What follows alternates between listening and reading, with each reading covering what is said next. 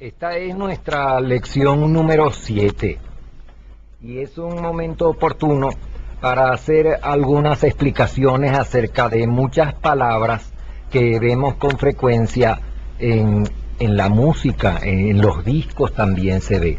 Esas palabras son adagio, allegro, andante, presto, etc. Estas palabras en música no se refieren al carácter de la pieza, porque uno lee, por ejemplo, digamos en un disco, primer movimiento de tal o cual sinfonía, allegro. Allegro, ya sabemos que es una palabra italiana y desde luego comprendemos que significa alegre, pero eso no se refiere al carácter de la pieza. La pieza puede no tener nada de alegre, puede ser sumamente trágica, puede ser muy tempestuosa, etc. Esta palabra de allegro no quiere decir más que la velocidad a que es necesario tocarla. Es decir, esa es una indicación exclusivamente para quien ejecuta la pieza. Allegro, sabemos en música que significa más o menos cierta velocidad. Es un movimiento rápido, no tiene nada que ver con alegro. Hay alegros tristes y alegros alegres, etc. El allegro pues lo que significa es que el movimiento es rápido, se toca con velocidad. Hay otro, por ejemplo, andante. Casi siempre los segundos movimientos de las sinfonías y de las sonatas es un andante o un adagio, etc. Andante es una velocidad que dé la impresión de que una persona está andando, por eso se llama andante. Es decir, no es un movimiento ni demasiado rápido ni demasiado lento. Es decir, que la persona no está ni apresurado por la calle caminando muy rápido, ni tampoco caminando con suma lentitud, sino como quien va marchando, va progresando en la calle. La velocidad debe dar una impresión de quien va andando, ¿verdad? Ese es andante. El adagio es un movimiento más despacio que el andante. Lo mismo el lento, más despacio todavía que el adagio, y el largo también es otro movimiento muy lento. El presto, en cambio, es un movimiento más rápido que el allegro, y el vivace es todavía más rápido. Junto con estas palabras, hay otras, también italianas todas, que se usan combinados con estas, como la palabra molto, que significa mucho, ¿verdad? Allegro molto, es decir, más que allegro, un poquito más rápido que allegro, ¿no? Adagio molto, o al revés, molto adagio, es un adagio todavía más despacio que el adagio, ¿no? Hay también la palabra assai. Assai significa así en italiano, es decir, bastante, pues como quien dice allegro assai, como quien dice en español alegro de verdad, es decir, rápido, bien rápido, ¿no? También la palabra moderato, ¿verdad? Andantino o andante moderato, es decir, a la velocidad del andante como quien va andando con moderación, ¿no? La palabra andantino es ligeramente más rápido que el andante. Bueno, estas palabras, desde luego, dice uno, bueno, ¿y cómo sabe el que va a tocar una pieza de piano y dice allegro? ¿Cuál es la velocidad que es allegro? Eso se va aprendiendo a medida que se va desarrollando el sentido musical en los largos años de aprendizaje del piano, por ejemplo. En la antigüedad, bueno, antes de Beethoven, esas velocidades estaban sujetas, pues, lo mismo que hoy, están sujetas al sentido musical del ejecutante. Una pieza se puede tocar un poquitico más ligero de lo que la toca otra persona y las dos están bien, aunque uno toca un poquito más ligero que el otro. Ahora si toca demasiado ligero está mal, ¿no? Y ya la palabra esa y el sentido musical y la formación del temperamento musical del ejecutante le dan a uno la velocidad exacta de eso, con bastante exactitud. Se inventó después, en tiempos de Beethoven, un aparato que se llama el metrónomo. El metrónomo, que es una especie de reloj graduable, ese sí nos da la velocidad exacta, ¿no? Y por medio de ese aparato se puede marcar hoy la velocidad justísima, exacta que se debe tocar una pieza. Sin embargo, Este aparato, aunque es bastante útil en muchos casos, no es de uso general. La mayoría, la inmensa mayoría de los compositores muy rara vez ponen una marca de metrónomo en sus piezas, porque en realidad no es necesario. Basta con esas palabras antiguas y el sentido musical del intérprete para saber la velocidad que se toca una pieza. Hay aquellas otras palabras como retardando, que a veces lo sabemos, retardando, que significa pues tocando un poquito más despacio, o ralentando, que es tocando más despacio, ¿no?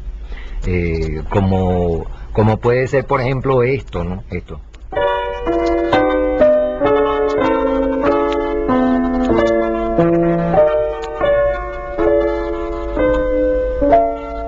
Ese es un retardando, un ralentando, cuando la pieza se va haciendo un poquito más despacio, ¿no? Y lo contrario de retardando es acelerando o afretando también, ¿no? Es cuando en un pedacito momentáneamente se aumenta la velocidad. De manera que todas estas palabras, pues allegro, adagio, andante, lento, presto, etcétera, no se refieren nunca al carácter de la pieza, sino solamente a la velocidad que se toca. La mayoría de los segundos movimientos de las sinfonías y de las sonatas son movimientos más o menos sentimentales, después hablaremos un poco más de eso, más o menos tristes, y casi siempre son andantes o adagios, pero no quiere decir que adagio sea siempre triste. Adagio es simplemente una pieza que se toca despacio, y hay muchísimos adagios que son piezas de mucha serenidad y hasta de una alegría reposada, ¿no? No significa pues nada del carácter de la pieza. Nosotros habíamos venido analizando hasta ahora la canción aquella primitiva de la guitarra y la voz que canta, y habíamos visto, después de analizar un poquito la melodía que canta el cantante, el solista, habíamos visto también algo de lo que hace la guitarra, es decir, de la armonía acompañante, la armonía. Pero como ya hemos dicho, no es por medio de acordes, por medio de una armonía, la única manera por la que se logra la impresión de conjunto, de cosa completa en una pieza de música, en una melodía. Hay otras maneras de trabajar esto, maneras que no son populares como el acompañamiento con armonía y arpegio, ¿no? Este otro sistema pues de completar una melodía es lo que utiliza es varias melodías simultáneas, y cuando una pieza está compuesta de esa manera, con varias melodías, unas más arriba, otras más abajo, que suenan al mismo tiempo y que dan la impresión de una pieza completa, es lo que se llama contrapunto. De manera que el contrapunto es cuando en una pieza se oyen varias melodías simultáneas al mismo tiempo. Eso no es pues una sola melodía con un acompañamiento de acordes como la canción corriente, ¿no? Cuando una pieza está compuesta así, en estilo de contrapunto, no existe propiamente hablando la armonía, lo que existe es la manera de entretejerse esas melodías simultáneas, y ya esto es una cosa enteramente diferente a la armonía.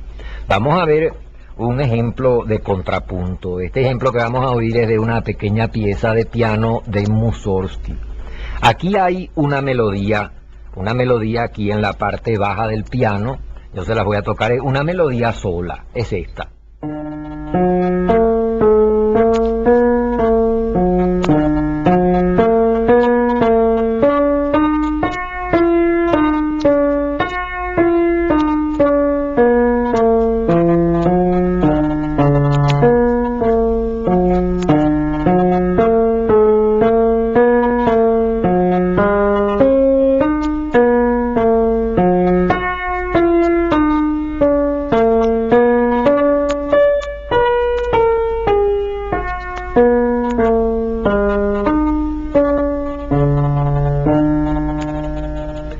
Esa es una melodía, allí no hay, eso no son acordes, no es una armonía, es nada más que una melodía. Desde luego esa melodía, como toda melodía que está sola, nos da la impresión de algo incompleto, pero vamos a oír ahora otra melodía distinta a esa, muy hermosa, que es esta.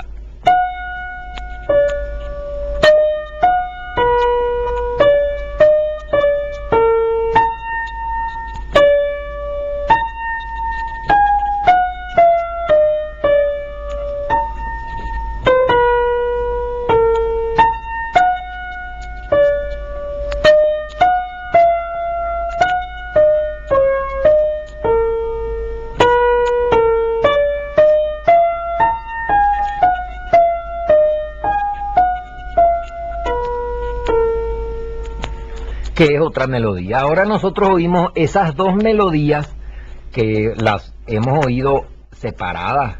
Ahora vamos a oírlas juntas, porque estas dos melodías juntas forman esa pieza de piano de Mussorgsky.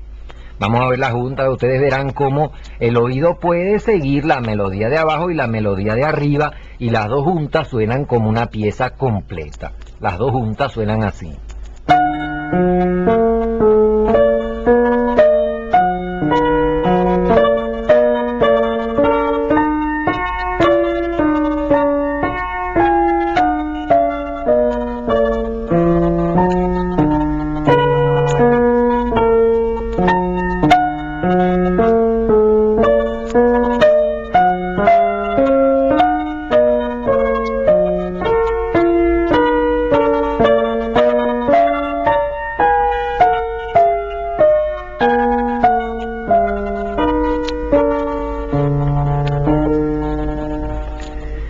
Ese es un ejemplo de contrapunto. Ahí hemos oído pues dos melodías superpuestas la una a la otra que suenan al mismo tiempo. Eso es contrapunto. Este contrapunto que hemos oído tiene nada más que dos melodías. Hay contrapuntos de 3 melodías, de 4 melodías, de 8 melodías. Hay un famoso Padre Nuestro italiano antiguo que está compuesto con 16 voces distintas. Esas melodías, cuando se habla de contrapunto, esas melodías se llaman voces, aunque no las cante nadie, en un piano. Eso que acabamos de oír, tocado así mismo en piano, se llama contrapunto a dos voces. Esta es la explicación, más adelante vamos a ver cuando hablemos de la fuga, pero por ahora lo podemos recordar. Esta es la explicación de por qué muchas fugas tienen ese título que se ve en los discos: fuga a 4 voces, o fuga a 3 voces, fuga a 6 voces. Significa pues el número de melodías simultáneas en que está compuesto, ¿no? Cada pues melodía se llama una voz. Ese es el contrapunto. Naturalmente, en un contrapunto no siempre una misma voz tiene siempre la mayor importancia. En ese ejemplo que oímos, la melodía que tiene la mayor importancia, la que dice lo más interesante, es la de arriba. Pero hay también melodías, piezas a varias melodías en que unas veces una voz dice lo más importante, otras veces es otra melodía la que dice lo más importante, ¿no? Vamos a ver otro ejemplo de contrapunto. Aquí hay, por ejemplo, hay una sonata de un gran compositor alemán muy poco conocido del siglo XVIII, uno de los clavecinistas alemanes, que se llamaba Jorge Felipe Telemann. Telemann, que fue uno de los compositores alemanes que Beethoven estudió más, aunque era muy distinto a Beethoven. Una de esas sonatas de un concierto que escribió Telemann para clavecino y orquesta tiene en su segundo movimiento, que es un adagio, todo el movimiento desde el principio hasta el fin está escrito a 2 voces nada más. Vamos a oír eso como ejemplo de un contrapunto a 2 voces. Yo les voy a tocar primero la melodía de más abajo. Es así.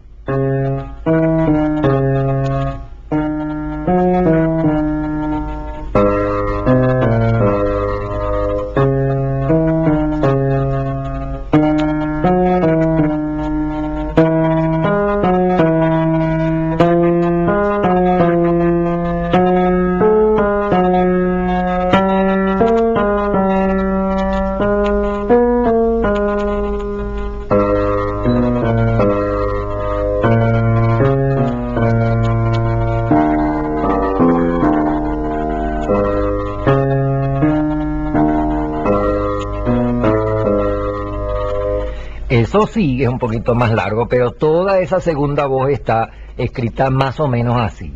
Vamos a oírla ahora, las 2 voces, el adagio ese completo. Es así.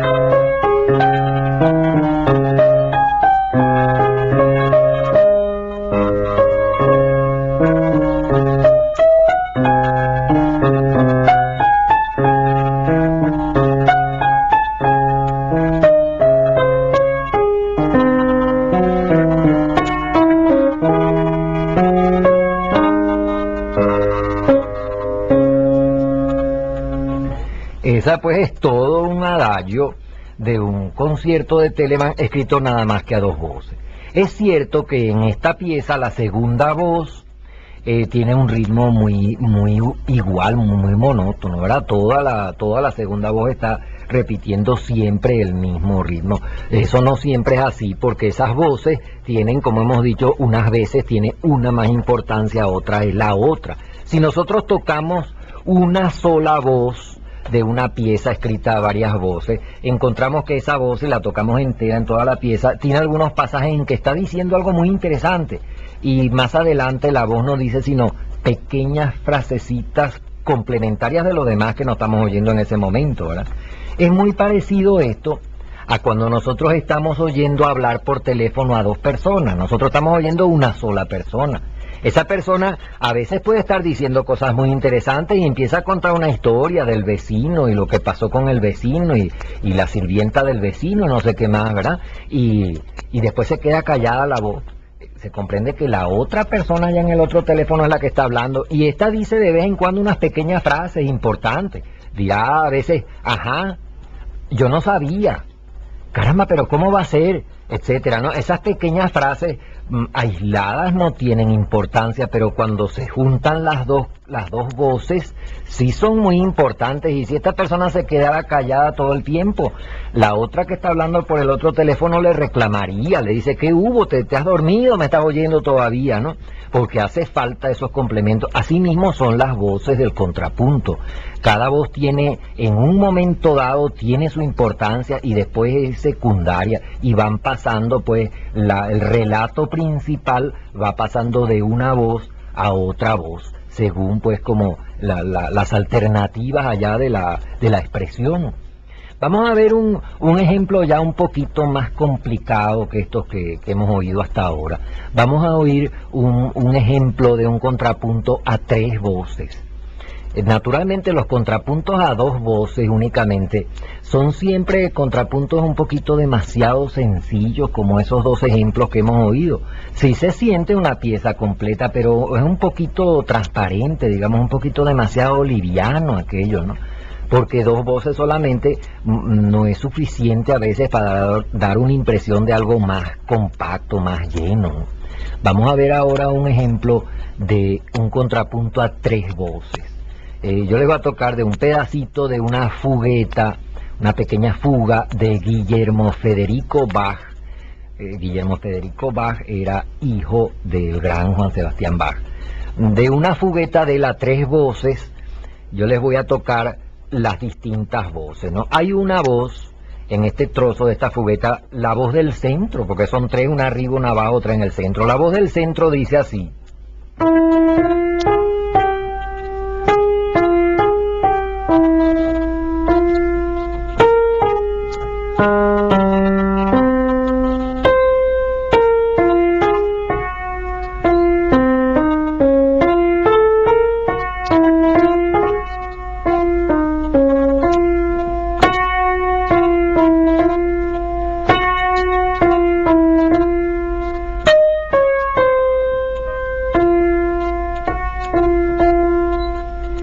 Y esa voz del centro, ustedes verán cuando lo oigan completo, hay momentos en que es la más importante de las tres, en algunos momentos, en otras es complementaria. La voz de más abajo dice así.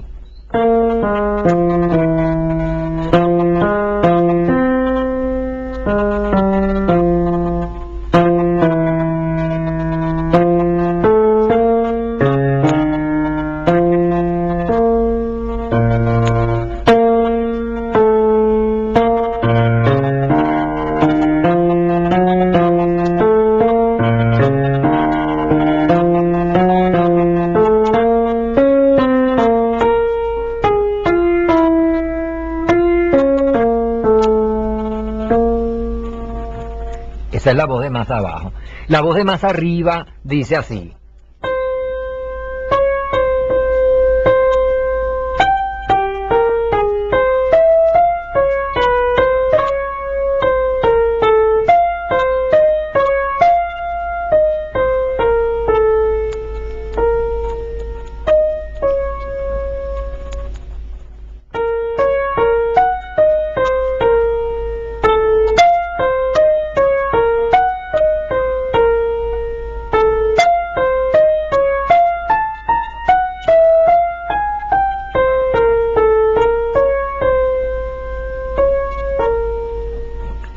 Ahora vamos a ver cómo suenan las tres juntas. Las tres juntas suenan así.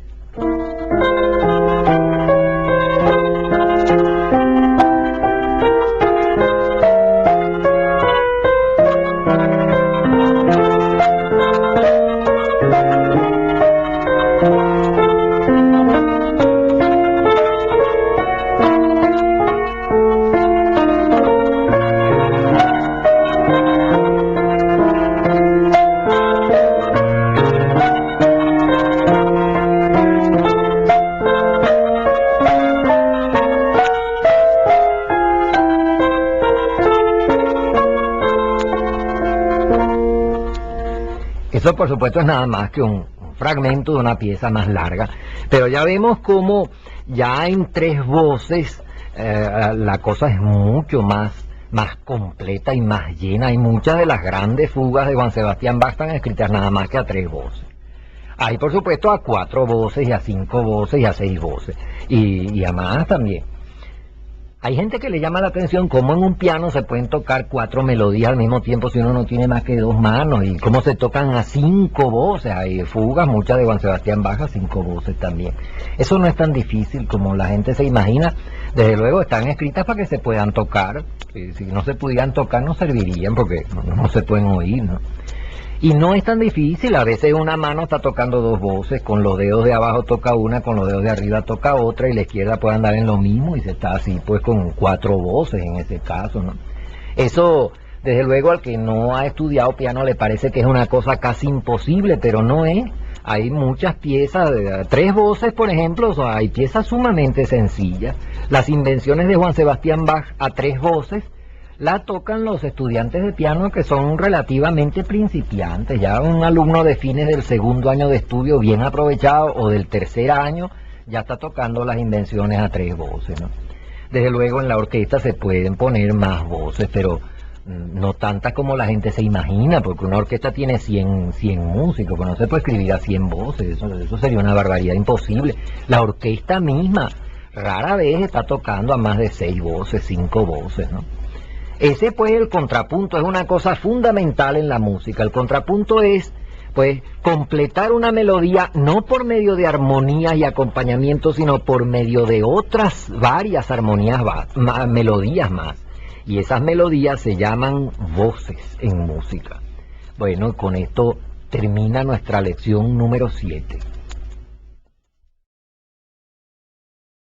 Esta es nuestra lección número 8. Ustedes habrán observado que hasta ahora casi todo lo que hemos empezado a explicar son cuestiones un poco técnicas. Ya dijimos que estas cuestiones técnicas son necesarias para irnos acostumbrando a qué cosa es lo que vamos a oír. Si nosotros no sabemos qué es lo que hay en las piezas y qué hacen los compositores, pues no podremos prestarles toda la debida atención. En estos asuntos de técnica, lo mismo que en los asuntos de la forma musical que estudiaremos más adelante, no se puede pretender que la gente esté oyendo una pieza y esté llevando la cuenta de una manera cerebral acerca de lo que está sucediendo ahí. Uno está oyendo una pieza, uno está sentado cómodamente en su silla, pero uno lo que está es con el oído atento, y uno está diciendo, eso que está haciendo ahora es un arpegio, ahora viene una progresión, este pedazo está escrito en contrapunto a dos voces, no, a tres voces.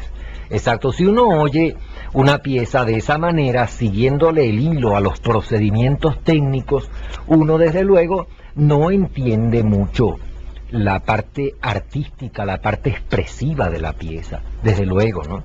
Pero es necesario conocer esas cosas técnicas, y después que nosotros hayamos asimilado la técnica muy bien, que la tengamos bien digerida, pues bien comprendida, que no sea ya muy familiar, entonces nosotros sí podemos, casi pudiéramos decir subconscientemente, seguirle el hilo a la técnica y entenderlo entonces mejor. Cuando la técnica se domina de una manera completa, ya la técnica no constituye ningún escollo para nosotros. Recuerden ustedes cuando aprendieron a escribir, a hacer las letras, allá cuando uno estaba muchacho, uno aprendía con mucho trabajo, muchacho chiquito, a hacer las letras, y uno tomaba su lápiz y empezaba a hacer una A minúscula con mucho trabajo y sin despegar los ojos de la punta del lápiz porque había que estarlo guiando y dándole aquella vueltica a la A debajo, que era muy difícil, había que mover los dedos de otra manera, tan difícil que muchos muchachos no pueden aprender a hacer las letras sin sacar la lengua y mordérsela al mismo tiempo y tal, y si le mandan a meter la lengua para adentro no sale la A, todo eso es muy complicado. Pero después de muchos años de estar dominando uno la técnica de la escritura de las letras, ya se escribe con tanta soltura como lo hace uno hoy, que uno toma un lápiz y se pone a escribir y uno no sabe cómo se hace la A ni cómo no se hace. Esa técnica la aprendió la mano y la tiene automáticamente la mano. Uno no está pensando sino en las ideas que uno está escribiendo. Pero para poder uno escribir concentrándose en las ideas, es necesario primero haber aprendido la técnica de hacer las letras y haberla dominado hasta la saciedad, hasta el punto de que la mano las hace solas ya, porque hay un dominio completo de la técnica. Asimismo pasa cuando uno oye música. Después se llega a tener un dominio tan grande a fuerza de estar uno familiarizado con estos procedimientos técnicos, que ya entonces uno los oye y los comprende sin que sea necesario un trabajo intelectual o cerebral de ir reconociendo todos los procedimientos técnicos de la pieza, ¿no? Eso es necesario adquirirlo poco a poco, el que va oyendo la música, para ir incorporando así a su conocimiento de la música todos estos procedimientos y sistemas de la música, y entonces tendrá uno una comprensión mucho más cabal y mucho más rica de lo que dicen las piezas. Vamos a explicar ahora qué es una cosa muy importante que se encuentra con la mayor frecuencia en las piezas, que es lo que se llama imitación. La imitación no se encuentra sino en las piezas que están escritas de contrapunto. Y la imitación es cuando una de las voces del contrapunto repite lo que acaba de decir la voz anterior. O si no idéntico, algo tan parecido que es casi igual. Es decir, cuando una de las voces imita a otra de las voces. Vamos a oír un ejemplo de eso. Lo vamos a tomar aquí de una sonata de Mozart. En una sonata de Mozart hay este motivo.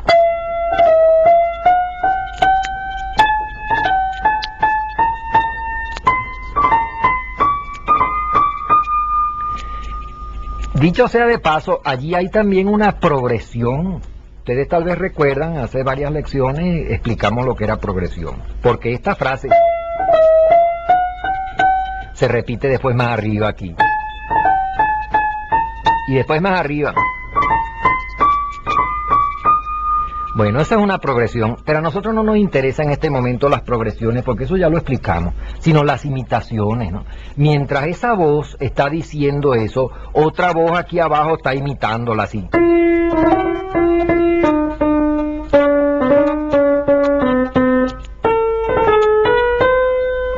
Esa es una imitación. Vamos a oír cómo suenan esas dos voces juntas. Y entonces ustedes verán cómo una de las voces está pues imitando a la otra. Suena así.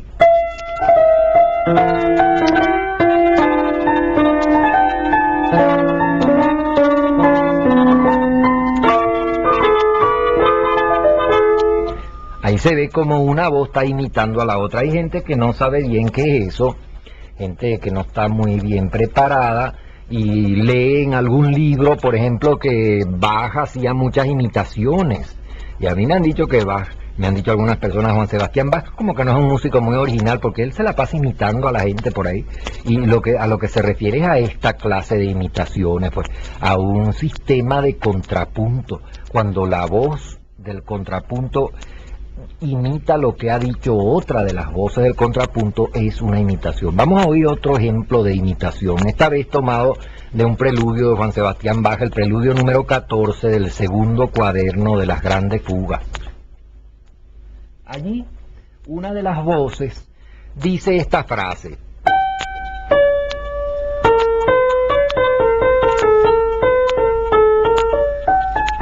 Etcétera. Y un poquito después, otra de las voces la imita así.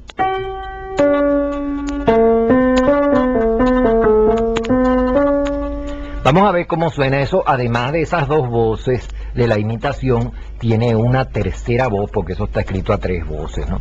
Pero la voz de arriba es imitada por la voz del centro. Y eso suena así.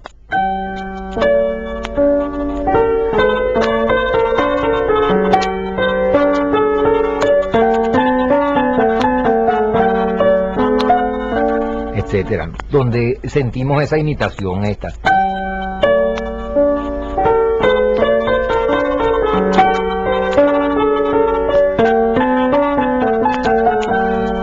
Por supuesto, yo lo he tocado exagerando un poco la voz, la imitación, ¿no? Para que se oiga con más claridad, pero eso no hay que tocarlo así tan exagerado, ¿no? Bueno, eso es lo que es imitación. Las imitaciones a veces es una imitación muy pasajera, muy momentánea, de un instante nada más. Otras veces la imitación es un poquito más larga. Por ejemplo, en la Sherazada de Rimsky-Korsakov hay muchísimas imitaciones que se oyen con mucha claridad, porque en la orquesta es muy fácil oír las imitaciones, porque como los instrumentos suenan diferentes, tienen distintos timbres, se oyen con mucha claridad. Hay algunas, como este ejemplo que vamos a ver ahora, en que la imitación es un poquito más larga de lo que la hemos oído. Además, una voz puede imitar a otra al terminar la frase. Es decir, una voz dice una frase completa y entonces la imita la otra. Pero también puede ser que una voz empieza a decir una frase y por la mitad de la frase la empieza a imitar la otra voz. Ese es el ejemplo que vamos a oír ahora. Hay una frase que la dice la voz superior, esto está escrito a tres voces también, y después la voz del centro imita esa frase, pero no espera que la primera voz termine para empezar a imitarla. La imita a la mitad de la frase de arriba, ya empezó la segunda.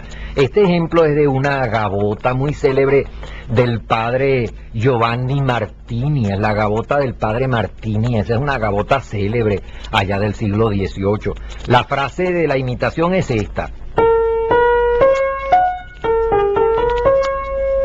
La gavota sigue después así.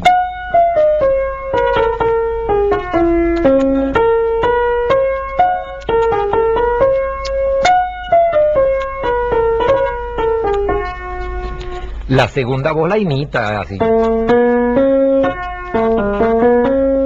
Después no sigue la imitación, la segunda voz sigue así. Pero después vuelve a imitar así.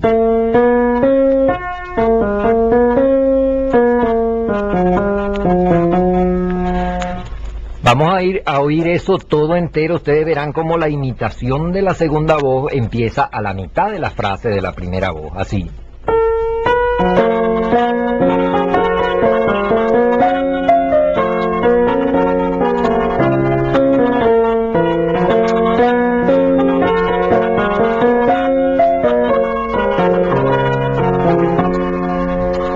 Eso ya es una imitación bastante más larga y sobre todo durante una voz está imitando ya la otra. Es una imitación pues muy inmediata de la primera, ¿no? Esto ya nos conduce a un tipo de pieza y un tipo de imitación, pudiéramos decir, muy especial, que es lo que se llama canon. El canon es cuando dos voces dicen lo mismo, pero no lo dicen al mismo tiempo, sino que una empezó un poquito después de la otra y siguen así diciendo todo hasta el fin. El canon es una forma de contrapunto sumamente antigua. Desde allá, desde principios de la Edad Media ya existía el canon. Los peregrinos que iban en la Edad Media a la iglesia de Santiago de Compostela, aquellas célebres peregrinaciones de la Edad Media, esos peregrinos cantaban unos cantos muy característicos de aquella época que se llaman precisamente cantos de peregrino. Y entre esos cantos de peregrino abundaban mucho los cánones. como que un peregrino empezaba a cantar y después otro empezaba a cantar lo mismo, pero un poquito después que el otro. Y eso está compuesto de tal manera, esa melodía, que suena bien así, una un poquito más adelante que otra, porque uno coge cualquier melodía, cualquier pieza y se pone a cantarla así, suena horrible, ¿no?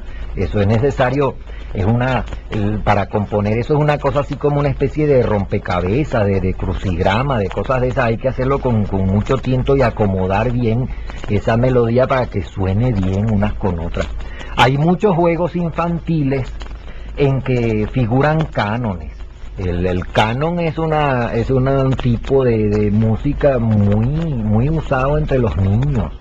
Hay aquel canon que muchos de nosotros cantábamos cuando pequeños. Aquí en Venezuela se popularizó mucho, aunque es un canon francés, uno que se llama Frère Jacques, que dice así: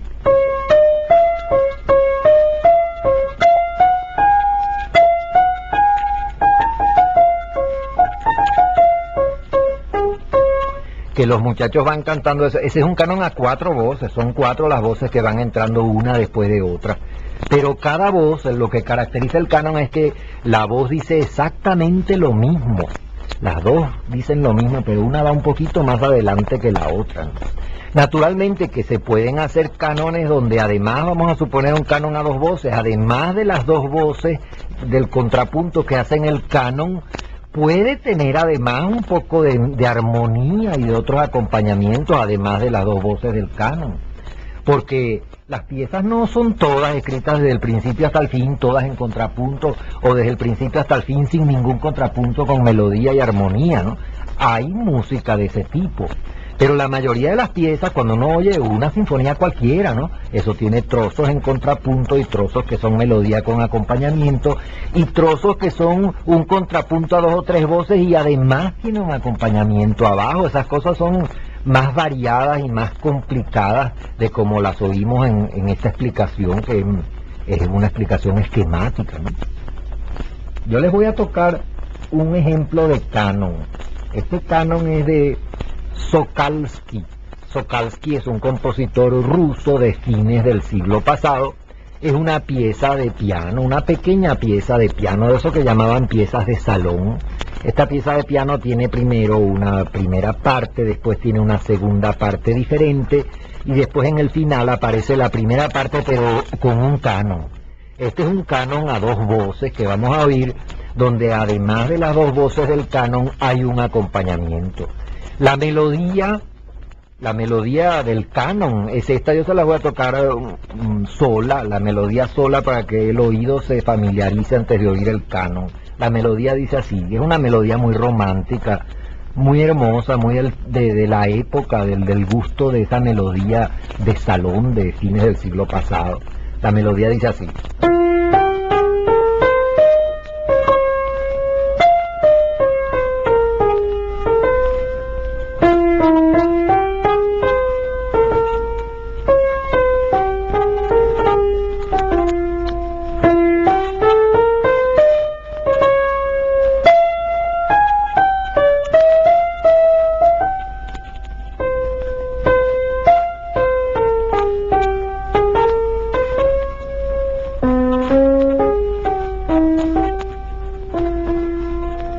Esa melodía, Sokalsky hizo con esa melodía un canon, es decir, a 2 voces, un canon a 2 voces, y además tiene aquí unas notas de acompañamiento, unos acordes, etcétera.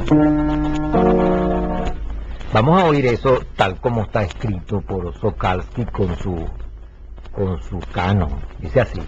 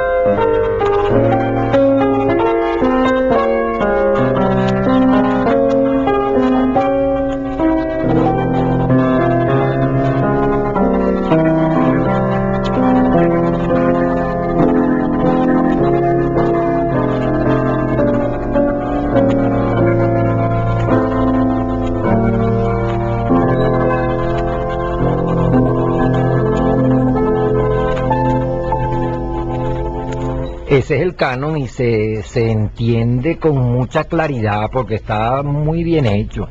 Es bien claro ese canon. Ahora ustedes habrán observado que después que termina el canon, la pieza tiene un pedacito más en que ya no hay canon. Ese pedacito más es un pedacito arreglado allí, agregado allí, para acabar de terminar la pieza, ¿no? Eso es lo que en música se llama coda. Coda es después que una pieza prácticamente ha terminado, hay un pedacito más, unos compases más, que es como para dar a entender de una manera bien conclusiva que eso se acabó de verdad, verdad, eso está arreglado ahí, porque en realidad este canon termina, yo voy a tocar nada más que el pedazo final, termina aquí.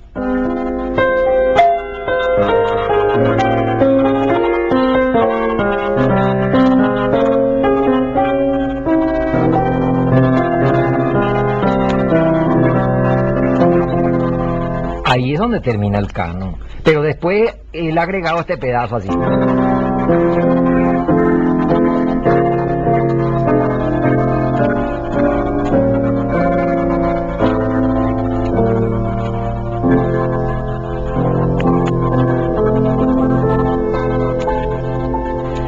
Ese pedacito final es lo que se llama coda.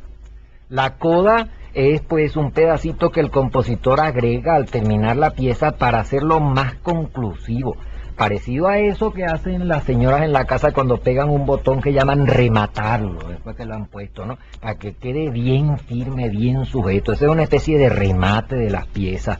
Esas codas el compositor las pone o no las pone como él le parezca. A veces resulta bien conclusiva una pieza sin agregarle coda, otras veces hay que agregarle. Como por ejemplo las piezas religiosas, después que la pieza terminó, se agrega ese compás chiquito, varios compases, que es el amén, que acaba de rematar bien la pieza. Esa es una coda también. Hay algunas codas que son muy largas, por ejemplo la coda del final de la Quinta Sinfonía de Beethoven es larguísima, pero es una coda de todas maneras. Volviendo al canon, quiero señalarles que el final de la sonata de violín y piano de César Franck, una de las piezas más hermosas que se han compuesto para violín y piano, ese final todo es un canon, en que el violín lleva una melodía y la otra voz del canon la lleva el piano. Cuando ustedes tengan ocasión de oír una grabación de la sonata de violín y piano de César Franck, fíjense en todo el movimiento final, que es todo un enorme canon hermosísimo y muy bien compuesto. Bueno, y con esto termina nuestra lección número 8.